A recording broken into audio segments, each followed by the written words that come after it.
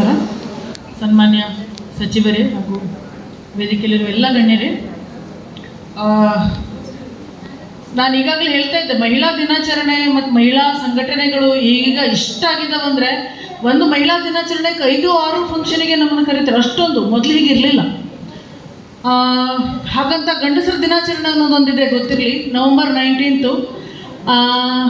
ಅದು ಪ್ರತಿ ಸಲ ಭಾಷಣಕ್ಕೆ ಹೋದಾಗ ಯಾರಾದ್ರೂ ಗಣ್ಯರು ಗಂಡಸರು ಇದ್ದೇ ಇರ್ತಾರೆ ಸ್ಟೇಜ್ ಮೇಲೆ. ನಾವು ಹೆಂಗಸರನ್ನ ಹೊಗಳಿ ನಾವು ಅವರಿಗೆ ಲಾಸ್ಟ್ ಹೇಳಿ ಬರೋದು, ಗಂಡಸರ ದಿನಾಚರಣೆಗೂ ಮಾಡಿ ಸರ್, ನಮ್ಮನ್ನು ಕರೀರಿ, ಯಾವಾಗ ಪೂರ್ತಿ ಗಂಡಸರಿಗೆ ಹೊಗಳ್ತೇವೆ ನಾವು ಅಂತ. ಸೊ ಸಡನ್ಲಿ ನಾವು ಒಂಥರ ಹೊಗಳಿ ಹೆಂಗಸರ ದಿನಾಚರಣೆಗೆ ಹೆಂಗಸರನ್ನೇ ಹೊಗಳ್ಬೇಕು. ಸೊ ಎನಿವೆ, ನಾವು ಇಕ್ವಾಲಿಟಿ ಬಗ್ಗೆ ಮಾತಾಡ್ತಾ ಇದ್ವಿ. ಸಚಿವರು ಹೇಳ್ತಾ ಇದ್ರು 52% ಹೆಂಗಸರದಿದೆ, ನಮ್ಮ ರಿಸಲ್ಟಲ್ಲೆಲ್ಲ ಹೆಂಗಸರಿದ್ದಾರೆ ಅಂತ. ಬಹಳ ಜನ ತಪ್ಪು ಕಲ್ಪನೆ ಇದೆ. ಸಮಾನತೆ ಅಂದರೆ ನಾವೀಗ ಗಂಡಸರು, ನನ್ನ ಗಂಡ 1 ಕ್ವಿಂಟಲ್ ಅಕ್ಕಿ ಚೀಲನ ಎತ್ತಬಲ್ಲ, ಅಥವಾ ಇನ್ಯಾರು ಎಲ್ಲರೂ ಗಂಡಸರು ಎತ್ತಬಲ್ಲರು, ಅದು ನಾವು ಎತ್ತಬಲ್ವ, ನಮ್ಗೆ ಅದರಲ್ಲಿ ಈಕ್ವಾಲಿಟಿ ಬೇಡ ಸರ್. ಅಥವಾ ನಾವೊಂದು ಮಗುನ ಚೆನ್ನಾಗಿ ಹಾಡು ಹೇಳಿ ಮಲಗಿಸ್ಬಲ್ಲೆವು, ಬೈ ನೇಚರ್ ನಮ್ಗೆ ಬರ್ತದೆ.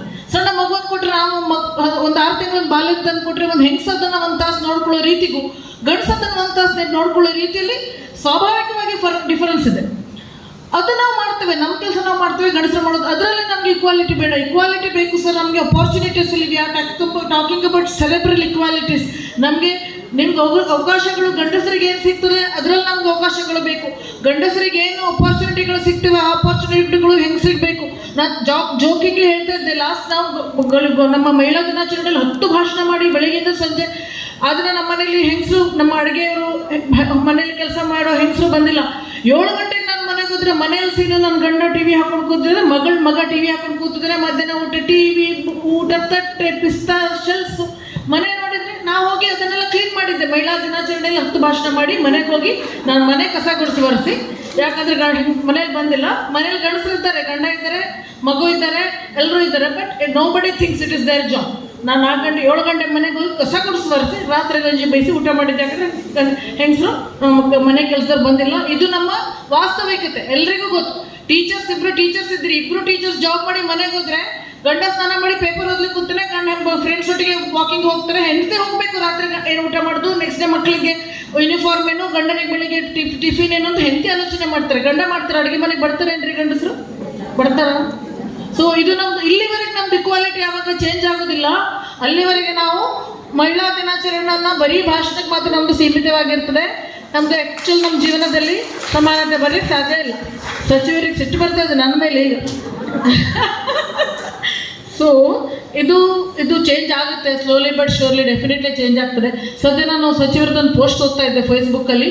ಅವ್ರ ಮಗಳ ದಿನಾಚರಣೆ ದಿನ ನಾನು ಪೋಸ್ಟ್ ಓದಿದೆ. ಅದರಲ್ಲಿ ಅವ್ರು ಬರೆದಿದ್ದಾರೆ, ನನ್ನ ಮಗಳ ಹುಟ್ಟಿ ಈಗ ನಾನೇನೋ ನನ್ನ ಜೀವನದ ಈ ಹಂತದಲ್ಲಿ ನನ್ನ ಮಗಳು ನನ್ನ ತಾಯಿ ಸ್ಥಾನ ತುಂಬಿದ್ದಾರೆ ಅಂತ. ಭಾಳ ಗಂಡಸರಿಗೆ ಅದು ಹೇಳ್ಕೊಳ್ಳಿಕ್ಕೆ ಕಷ್ಟ.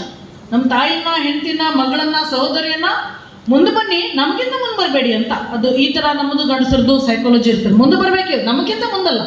ಆ ಥರ ಇರಬೇಕಿದ್ರೆ ನಮ್ಮದು ಚಾರಿಟಿ ಅನ್ನೋದು, ನಮ್ಮದು ಸಮಾನತೆ ಮನೆಯಿಂದ ಶುರು ಆಗುತ್ತೆ. ನನ್ನ ಮಗಳು ನನ್ನ ತಾಯಿ ಸ್ಥಾನ ತುಂಬಿದ್ದಾರೆ ಅಂತ ಹೇಳಲಿಕ್ಕೆ ಅದಕ್ಕೆ ತುಂಬ ದೊಡ್ಡ ಹೃದಯ ಬೇಕು ಸರ್. ಎಲ್ಲರ ಹತ್ರ ಆಗಲ್ಲ ಅದು ಹೇಳ್ಕೊಳ್ಳಿಕ್ಕೆ. ಸೊ ಅದನ್ನು ಅಲ್ಲಿ ಮಟ್ಟಕ್ಕೆ ನಮ್ಮದು ಎಲ್ಲಿ ಬರ್ತದೆ ಸಮಾನತೆ, ಆಗ ನಮ್ಮದು ಸಮಾಜ ಚೇಂಜ್ ಆಗ್ತದೆ. ಮತ್ತು ಅಧಿಕಾರಿಗಳಿದ್ದೀರಿ, ಸೊ ಇದನ್ನು ಹೇಳಲೇಬೇಕು. ಅಧಿಕಾರಿಗಳಿದ್ದೀರಿ, ರಾಜಕಾರಣಿಗಳು ಇದ್ದೀರಿ, ಎಲ್ಲ ಫೀಲ್ಡಲ್ಲಿ ಇದ್ದೀರಿ. ನಾನು ಈಗಿರೋ ಪರಿಸ್ಥಿತಿ ಇಲ್ಲ, ಎಲ್ಲರೂ ಇರೋ ಪರಿಸ್ಥಿತಿ. ಸಿಟ್ಟು ಜಾಸ್ತಿ ಅಂತ ನನಗೆ ಸಿಟ್ಟು ಜಾಸ್ತಿ ಹೌದು, ಯಾಕಂದರೆ ಮಾಡದೇ ಇರೋ ಅಪವಾದ ಅಂದ್ಕೊಂಡಾಗ ಸಿಟ್ಟು ಬರ್ತದೆ. ಒಬ್ಬರು ಸಿಟ್ಟಲ್ಲಿ ನಂತರ ಪರ್ಸ್ನಾಲಿಟಿ ಸ್ವಲ್ಪ ಶಾರ್ಟ್ ಟೆಂಪರು, ಸರಿ ಅಂತ ಹೇಳೋದಿಲ್ಲ, ನಾನು ತಪ್ಪೆ.